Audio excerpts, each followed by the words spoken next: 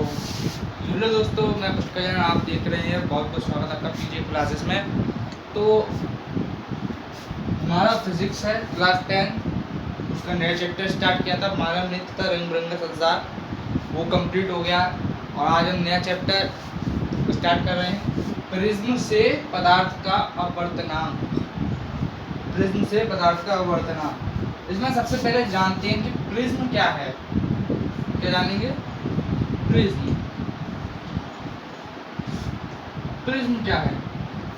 तो जी ये एक ऐसी आकृति है, ये एक ऐसी आकृति है जो दो समांगी माध्यम, जो दो पृष्ठों से, समांगी माध्यमों के दो पृष्ठों से, क्या दो पृष्ठों से, अपवर्तक पृष्ठों से किसी कोण पर झुकी होती है, किसी कोण पर झुकी होती है, प्रिज्म कहलाता है। कैसे? देखो, मैं बना रहा हूं।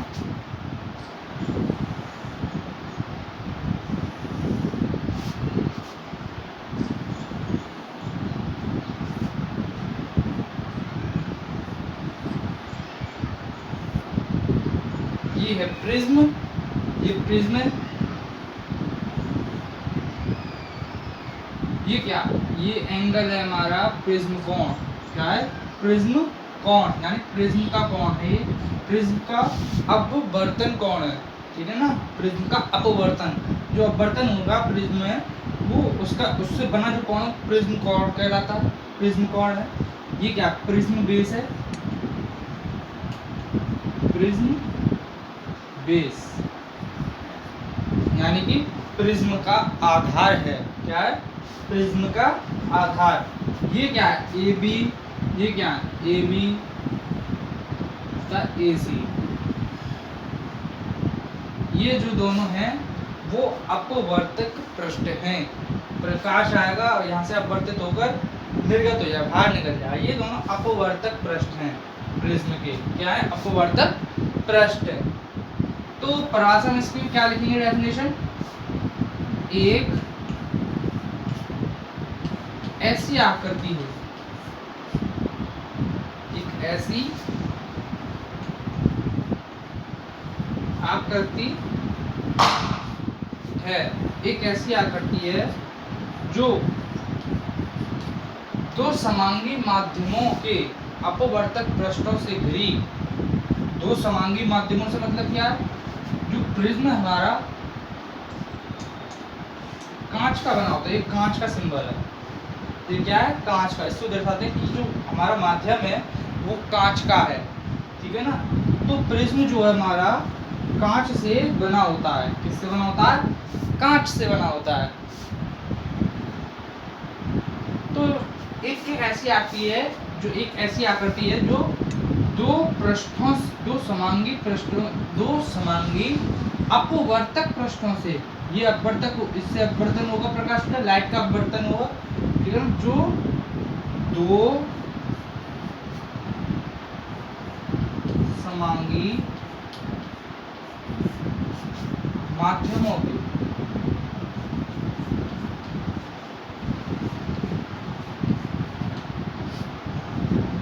अपवर्तक पृष्ठ से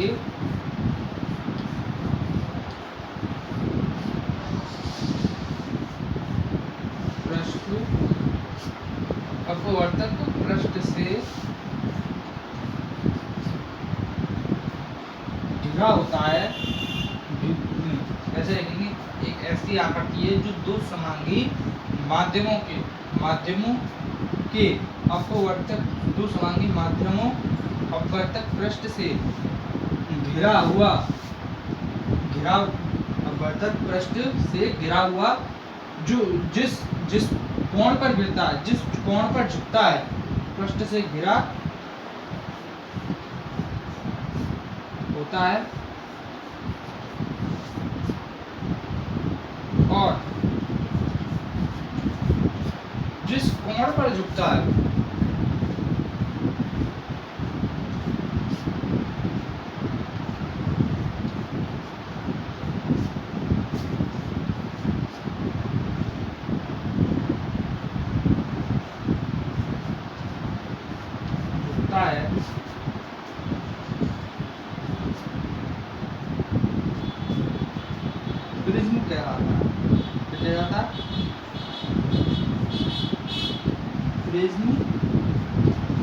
कहलाता है।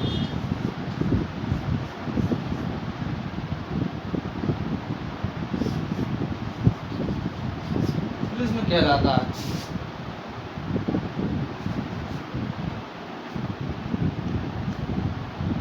ठीक है, तो ये क्या लिखेंगे इसमें, ये एक ऐसी आकृति है, एक ऐसी आकृति, एक त्रिभुज बनाया उन्होंने,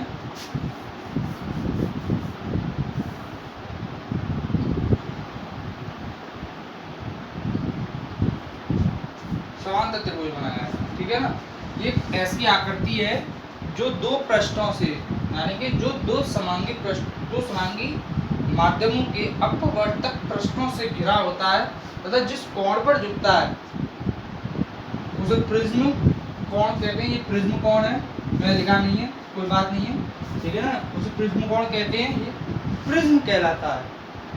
तुमने प्रिज्म के बारे में जाना, प्रिज्म आखिर है क्या, ठीक है ना। यहाँ पे कुछ बातें लिखेंगे, इसके नीचे मैं यहाँ में डाल रहा हूँ, ये डायग्राम भी बना लीजिएगा, स्क्रीनशॉट आपने ले लिया होगा।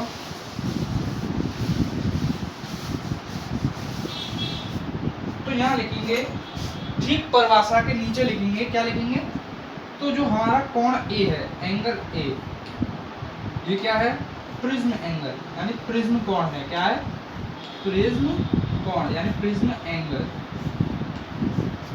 प्रिज्म एंगल है।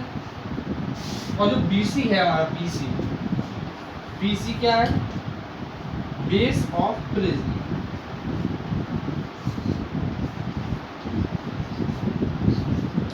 बेस ऑफ प्रिज्म यानी कि प्रिज्म का आधार, ठीक है ना, प्रिज्म का आधार, जिस पर प्रिज्म टिका हुआ, प्रिज्म है इसका आधार है, इस पर प्रिज्म टिका हुआ, ठीक है ना, बेस ऑफ प्रिज्म। अब यहाँ पे देखें AB वो BC क्या है, तो सॉरी AB व AC, AB व AC क्या है, ये है प्रिज्म का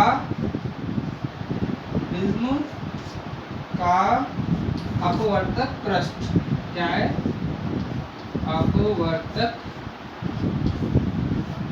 पृष्ठ है, क्या है, अपवर्तक पृष्ठ। तो बात समझ में आई, प्रिज्म के बारे में है क्या, एक ऐसी आकृति है जो दो समांगी माध्यमों के अपवर्तक पृष्ठ से घिरा होता है तथा जिस कोण पर झुकता है उसे प्रिज्म कोण कहते हैं, प्रिज्म कहलाता है। ठीक है ना, जहाँ पर कोण ए, एंगल ए क्या है, एंगल एक प्रिज्म कोण है, प्रिज्म एंगल है, और BC क्या है, प्रिज्म बेस ऑफ प्रिज्म का आधार है, और AB व AC क्या है, ये AB व AC क्या चीज है, AB AC है, अब प्रिज्म का अपवर्तक पृष्ठ है, यहाँ से लाइट का अपवर्तन होगा, आपने अपवर्तन भी पढ़ा है, प्रकाश का अपवर्तन, इसमें लाइट का अपवर्तन होगा, श्वेत प्रकाश, व्हाइट रे लेकर चलेंगे, सूरज की किरणें। तो बात समझ में आई, प्रिज्म है क्या, इसको रफ कर लेते हैं।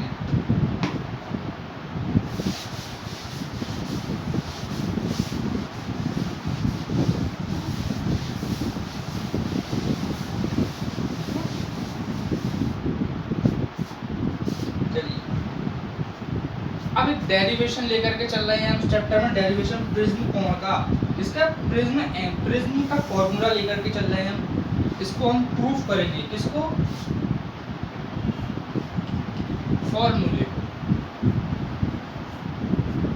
फॉर्मूले को प्रूफ करेंगे। क्या है ये डेरिवेशन, क्या कर रहे हैं हम, डेरिवेशन,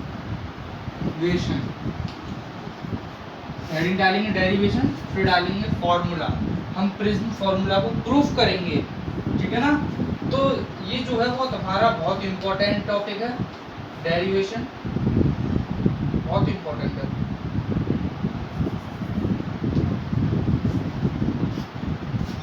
इसको आपको सीखना ही होगा, और इससे न्यूमेरिकल बहुत आप पूछे जाएंगे आपके बोर्ड परीक्षा में। तो पहले फॉर्मूला लिख लेते हैं, है क्या, आप अपनी कॉपी पर नोट कर लीजिएगा जल्दी से। फॉर्मूला है क्या, फॉर्मूला है हमारा n =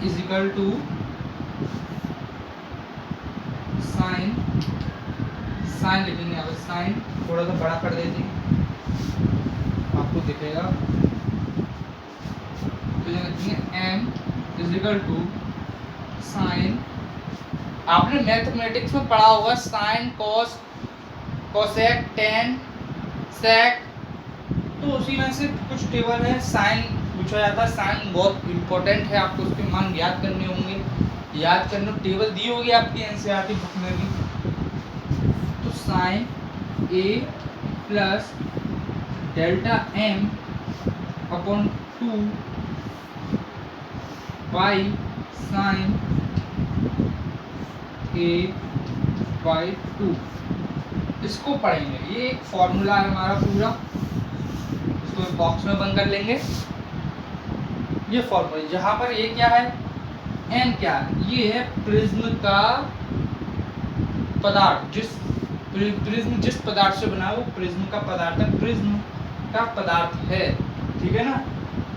अपवर्तन, प्रिज्म के पदार्थ का अपवर्तनांक, एन क्या है, प्रिज्म के पदार्थ का अपवर्तनांक। यहाँ लिख लेते हैं एक साइड से, एन क्या है, एन प्रिज्म के पदार्थ का अपवर्तनांक, प्रिज्म के पदार्थ का अपवर्तनांक।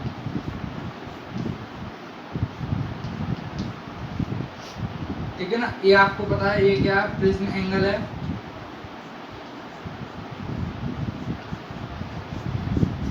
प्रिज्म एंगल है। डेल्टा एम क्या है, इसको हम डेल्टा पढ़ेंगे, ठीक है ना, डेल्टा पढ़ेंगे, गामा बीटा अल्फा नहीं पढ़ेंगे, डेल्टा पढ़ेंगे, ठीक है ना। डेल्टा एम क्या है, यहाँ पर डेल्टा एम जो है न्यूनतम अल्पतम विचलन कोण है, क्या है, अल्पतम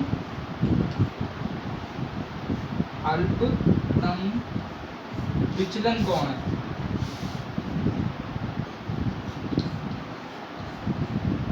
विचलन कोण है,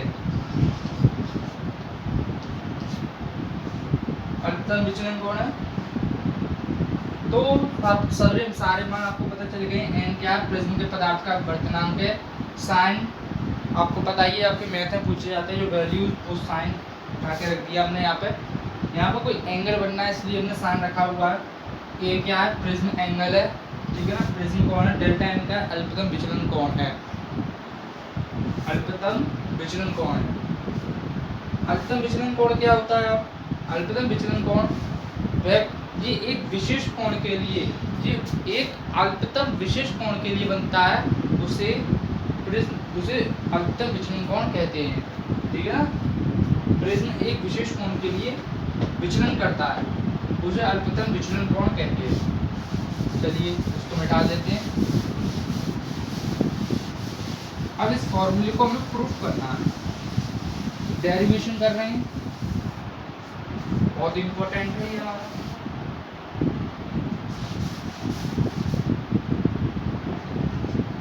तो डायग्राम बना लेते हैं, एक बड़ा सा प्रिज्म बना लेंगे,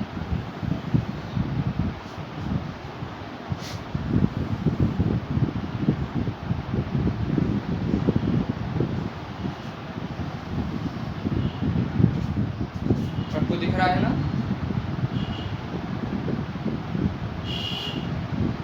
चलिए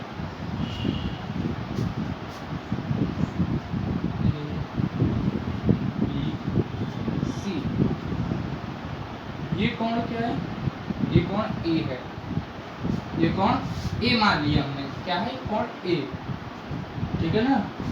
अब यहाँ से किरण लेकर के चलेंगे हम, किरण, ये हमने किरण ले ली, क्या ले ली, एक लाइट ली है हमने। अब चूंकि ये दोनों अपवर्तक पृष्ठ है तो यहाँ पर प्रकाश का अपवर्तन होगा, परावर्तन नहीं होगा, क्या होगा, अपवर्तन। अब चूंकि अपवर्तन है तो ये अभिलंब की ओर झुक जाएगी, यहाँ एक लंब डाल लेंगे, थोड़ा टेढ़ा करके डाल,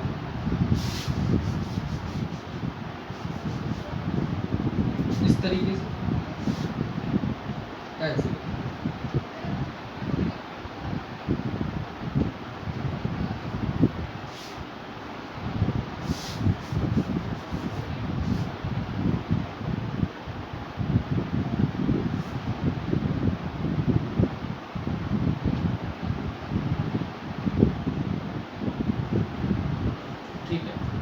अब जो भी प्रकाश का अपवर्तन होगा तो ये अभिलंब की ओर थोड़ा सा झुका देंगे, ये सीधी नहीं जाएगी, सीधी नहीं जाएगी, इसको थोड़ा सा झुका देंगे, सीधी निकल जाएगी इधर। इसको अभिलंब की ओर झुकाया हमने, सीधी नहीं गई, ठीक है ना। अब जो कि अपवर्तन, दोनों पृष्ठ ही अपवर्तक हैं, तो इधर भी तो प्रकाश का अपवर्तक होगा, तो किरण सीधी ये भी नहीं जाएगी, ये भी क्या है, अभिलंब की ओर झुकी जाएगी।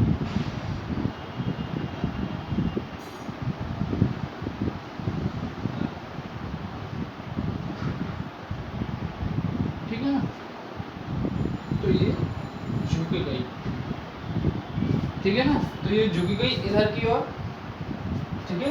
तो इसको बोलेंगे परावर्तक किरण, परावर्तित किरण, यानी परावर्तित हुई नहीं, इसको बोलेंगे आपतित किरण, आपतित किरण है ये।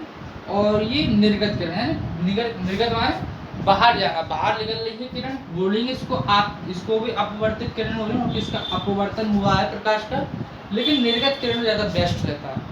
निर्गत क्या नहीं, प्रिज्म से बाहर निकल रही है किरण, इसको बोलेंगे निर्गत।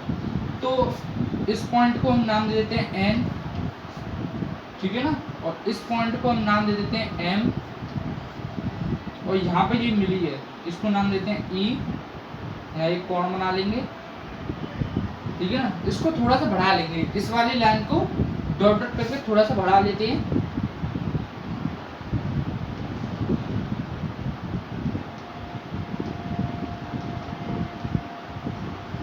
तो जी हमने थोड़ी सी बढ़ा ली, डॉट डॉट करके थोड़ी सी आगे की ओर बढ़ा ली। इसका अर्थ क्या हुआ, जो अपने जो किरण बढ़ाई है, इसका अर्थ है अगर यहाँ प्रिज्म नहीं होता तो किरण बिल्कुल सीधी निकल जाती, सीधी निकल जाती कि नहीं। तो इस वाली किरण को भी हम थोड़ा सा पीछे की ओर बढ़ाएंगे, डॉट डॉट करके, इस वाली किरण को थोड़ा सा पीछे बढ़ा देंगे।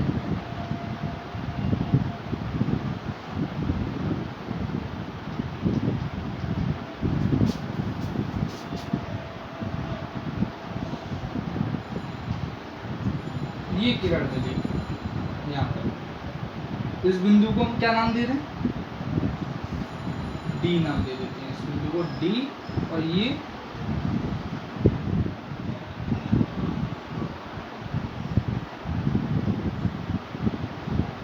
एन नाम दिया है, चलो तो ठीक है। ये कोण जो बना हमारा,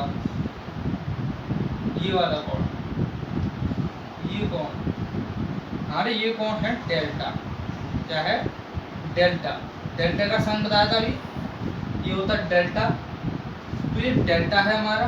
और ये कोण जो बना है यहाँ पे, ये आई डैश है, क्या मानेंगे इसको, आई डैश, आई डैश कैसे लिखेंगे, आई बनाएंगे, थोड़ा सा हल्का सा डैश लगा देंगे, आई डैश है। और ये कोण जो है वो हमारा आई है, इसके नीचे, ठीक ऊपर वाला नहीं, इसके नीचे वाला ये कोण जो होगा हमारा, उसे हम आर मानेंगे, क्या मानेंगे, आर मानेंगे, आर। और ठीक इसी के सामने इस कोण को क्या मान लेंगे, आर डैश, क्या मानेंगे, आर डैश, आर बनाएंगे, डैश लगा देंगे, आर डैश। तो डायग्राम समझ में आ गया होगा, डायग्राम बना लिया होगा आपने, कैसे क्या करना है इसमें। चलिए अब डेरिवेशन करते हैं, आपको डायग्राम दिखाई दे रहा होगा, बना लिया होगा, आप समझ भी गए होंगे। तो क्या था, इस प्रिज्म कोण को हमने ए माना, ठीक है ना, ये हमने प्रकाश किरण लेके चले, इसको थोड़ा सा आगे बढ़ा लिया, तो इस बिंदु को हमने एन माना, और ये यहाँ से अभिलंब डाल लिया हमने, ये किरण निर्गत किरण कहलाएगी। इस किरण को क्यू नाम दे दो, और इस किरण को पी नाम दे दो। तो ये हमारा चित्र जो है तैयार है। अब डेरिवेशन शुरू करते हैं। अब हम इसको त्रिभुज द्वारा लेकर के चलेंगे। पहला त्रिभुज हम लेके चलेंगे D N M, D N M लेके चलेंगे, क्योंकि हमने इस बिंदु को क्या माना, हमने एम माना है, क्योंकि हमने यहाँ पे एम लिखा था, यहाँ दूर पड़ा है, इसलिए समझाने के मैंने इधर लिख दिया है। इस बिंदु को हमने एम माना है, तो हम पहला त्रिभुज, ये त्रिभुज है ना डी एन एम, ये त्रिभुज है पहला, ये त्रिभुज मान के चलते हैं, त्रिभुज D N M, D N M. हाँ चलो, त्रिभुज, ये त्रिभुज का साइन है, त्रिभुज नहीं लिखते तो हम जिस साइन बना देते हैं, ध्यान रखना, त्रिभुज डी एन एम है, डी एन एम है। अब यह ध्यान से देखोगे तो कोण डी, कोण डी, डी जो वाला कोण डेल्टा वाला, ठीक है, कोण जो डी है वो त्रिभुज डी एन का बहिष कोण है कि नहीं? ये यहाँ इस तरीके से मैं एक कोण बना दूं तो ये बहिष कोण लग जाए ना, बहिष कोण बन जाएगा, यहाँ बना दे तो, ठीक है ना, ये बहिष कोण है कि नहीं, है ना? तो डेल्टा एम जो है यहाँ लिखेंगे डेल्टा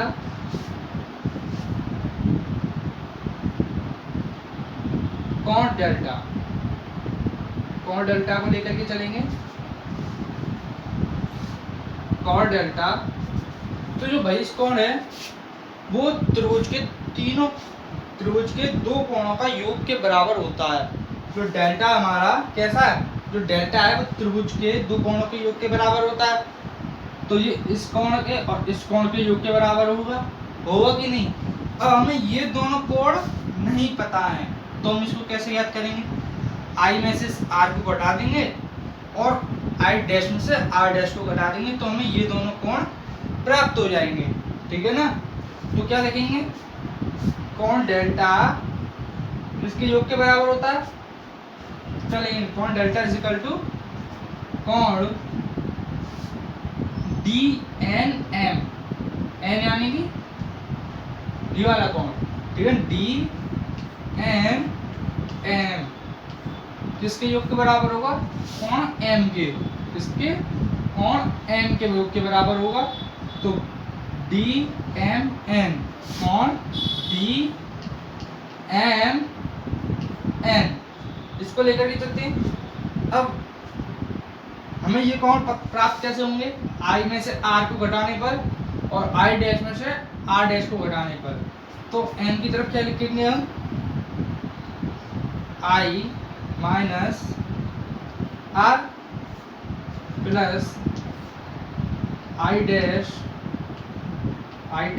माइनस आर डैश, यही तो होगा। तो हमारा क्या निकल गया? Delta is equal to I minus R plus I dash minus R dash. इसकी इक्वेशन नंबर फर्स्ट मान लेंगे, समीकरण एक मान लेते हैं, ठीक है ना? इसको समीकरण एक मान कर चलते हैं, समीकरण एक मान लेते हैं। चलिए अब इसको आगे की तरफ रफ कर देते हैं। आपने लिख लिया हो, स्क्रीनशॉट ले लिया होगा, ले लिया करो। इसको हमने इक्वेशन फर्स्ट मान लिया। अब लेकर के चलेंगे चतुर्भुज ए एन ई एम, एक स्क्वायर है, एक चतुर्भुज है, ये ए एन ई एम एक चतुर्भुज है ना? आप ध्यान से देखना आकृति में। तो चतुर्भुज का साइन क्या बनाएंगे हम? इस तरीके से चतुर्भुज ए एन ई एम में देखते हैं क्या है इसमें। अब चूंकि चतुर्भुज में आपने पढ़ा होगा सभी कोण बराबर होते हैं, 90 डिग्री के होते हैं कि नहीं? तो कोण एंगल और कोण ई भी 90 डिग्री के होंगे, इसीलिए हम यहाँ लिख लेंगे कोण ए प्लस कोण E is equal to 180 degree, होगा कि नहीं? इसको इक्वेशन नंबर सेकंड मान लेंगे। अब देखना जरा, कोण ए प्लस ई 180 डिग्री हो गया। अब क्या करें आगे इसमें बताओ? ये दोनों 90 डिग्री के हो गए, 180 डिग्री हो गया, ठीक है। अब देखें इसमें और क्या ले सकते हैं, और क्या ले सकते हैं? अब त्रिभुज ले लेंगे, चलो त्रिभुज ले। अभी ये बचा हमारा एन ई एम, ये त्रिभुज बचा है अभी हमारे पास। अब देखें त्रिभुज एन ई एम में त्रिभुज के तीनों कोणों का योग क्या होता है, आपने पढ़ा होगा। त्रिभुज के तीनों कोणों का योग इस 180 डिग्री होता है, ठीक है ना। तो हम यहाँ लिखेंगे इसीलिए क्या लिखना है, angle R plus angle R dash plus angle E is equal to 180 degree. इसको इक्वेशन नंबर 3। क्योंकि देखो जो त्रिभुज लिया हमने तो इसमें आर और आर डैश और ई के कोण 180 डिग्री के होंगे कि नहीं, ठीक है ना। अब आगे का देखते हैं इससे।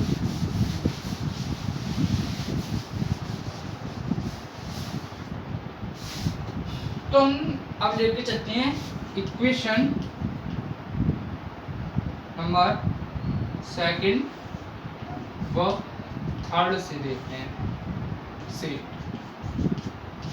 हमने लिखा था इक्वेशन नंबर 2 और 1 3 में क्या लिखा था, तो उसमें क्या कॉमन बात थी, उसमें लिया था हमने एंगल ए और ई, तो उसमें आर डैश व आर ई। देखें तो उसमें ई से ई जो है कटते जाएगा, बचा हमारे पास क्या बचा angle R plus angle R dash is equal to A. इसको इक्वेशन नंबर 4 मान लेते हैं, ठीक है ना।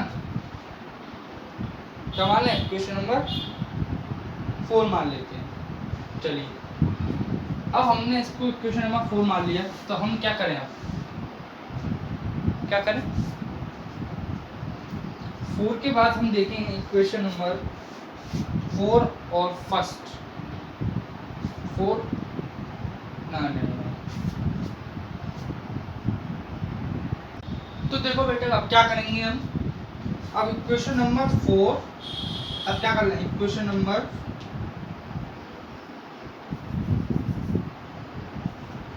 इक्वेशन नंबर 4 व 1 से ले लें। पहला समीकरण जो हमने बनाया था उससे देखेंगे, उससे क्या लिख रहा है मैं कि जो हमारा एंगल आर और एंगल आर डैश है उसमें हमने I dash minus R dash लिखा था, उसमें से हम आर डैश और आर निकाल देंगे तो क्या बचा हमारे पास, देखते चलो। Delta is equal to I minus I dash minus R बचा कि नहीं, माइनस ए तो बचा इसमें, यही तो बचा, ठीक है। इसको इक्वेशन नंबर नाम देते 5, क्या नाम देते 5 नाम दे देते हैं, ठीक है ना।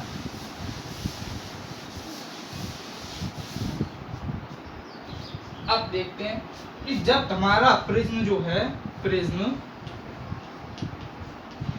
अल्पतम विचलन की स्थिति में है, अल्पतम विचलन की स्थिति में है,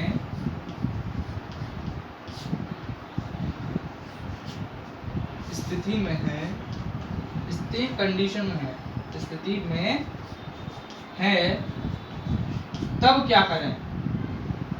जब हमारा अल्पतम विचलन की स्थिति में है, इसका अर्थ क्या है कि हमारा जो प्रिज्म है जितना विचलन इस तरफ करेगा, उतना ही इस तरफ भी करेगा, यही तो अल्पतम विचलन है। जितना विचलन इस ओर करेगा उतना ही विचलन इस ओर भी करेगा। इस स्थिति में तो क्या होगा, जो आई है हमारा वो आई डैश के बराबर हो जाएगा, आई किसके बराबर है, आई डैश के, व आर किसके बराबर है, आर डैश के। उसी प्रकार डेल्टा किसके बराबर हो जाएगा हमारा, डेल्टा एम, यानी अल्पतम विचलन कोण के बराबर हो जाएगा। अल्पतम विचलन कोण क्या होता है, तो ये वाला जो कोण है हमारा, ये अल्पतम विचलन कोण है डेल्टा एम, ठीक है ना। इसको लिखना नहीं है, ये बताया है सिर्फ मैंने, ठीक है ना। तो ये हो गया।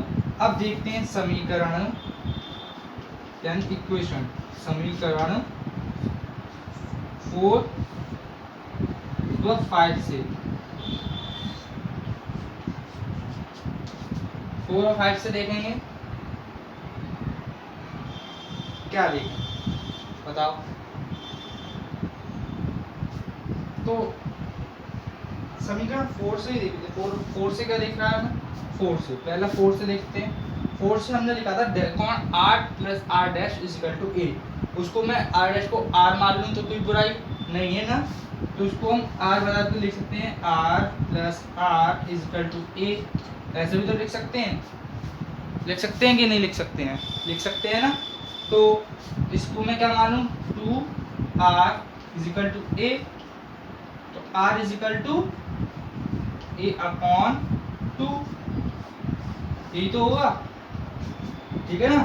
दूसरी तरफ 5 वाली स्थिति में देखा 5, तो डेल्टा है ये, इसको हम डेल्टा m माना था, डेल्टा m हो जाएगा। और इज इक्वल टू ऐसे आई को मानना था, I plus minus R I dash था, आई माइनस आई डैश था कि नहीं, उसको मैं 2i मान लूँ तो कोई बुराई नहीं है, इसी की तरह लिया हमने भी उसको, ठीक है ना। 2i माइनस ए, 2i माइनस ए ले लेते हैं, ठीक है ना, कोई बुराई तो नहीं है। ये भी माइनस का था, ये भी माइनस का था, तो प्लस का हो जाएगा कि नहीं हो जाएगा बताओ।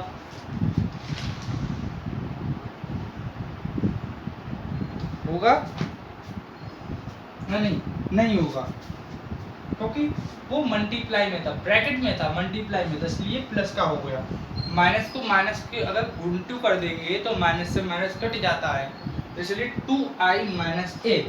अब 2i को मैं इधर ले आता हूँ, 2i is equal to minus A, ये इधर आएगा तो माइनस का हो जाएगा, माइनस डेल्टा m। अब देखो माइनस माइनस प्लस होता है, तो ये प्लस हो जाएगा कि नहीं, तो i is equal to a plus delta m upon 2,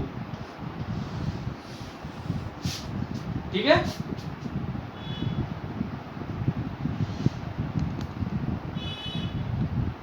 अब दिख रहा होगा। तो i और r के मान हमने प्राप्त कर लिए हैं डेरिवेशन में, आप लिखते चलिए होगे, समझते भी चले। अब हमें सिंपल सा कुछ नहीं करना है, केवल स्नेल का नियम लगाना है, ठीक है ना। अब स्नेल का नियम सभी ने पढ़ा है, मैंने पढ़ाया भी है।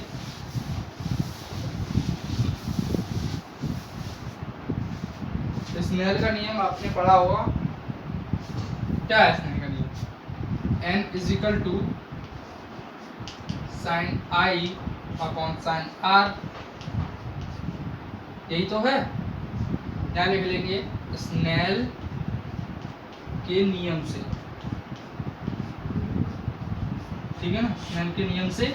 फिर उसके बाद ये उतारेंगे स्नेल के नियम से। फिर स्नेल का नियम क्या है, n बराबर r साइन i बट्टे साइन r, ठीक है। तो i की जगह मान लगा दो, i का साइन, i का मान था a plus delta m upon 2, r का मान लगा दो साइन, r का मान क्या था a अपॉन 2, यही तो था, ये हमें प्रूफ करना था। फॉर्मूला प्रिज्म का पता चल गया ना, फॉर्मूला क्या है, इस n को ले लो, ठीक है ना, यही तो फॉर्मूला में प्रूफ करना था। समझ में आ गया होगा उम्मीद करता हूँ। आज के लिए बस इतना ही। Thank you. वीडियो अच्छी तो लगी हो तो लाइक कर दीजिएगा, सब्सक्राइब कर दीजिएगा। Thank you.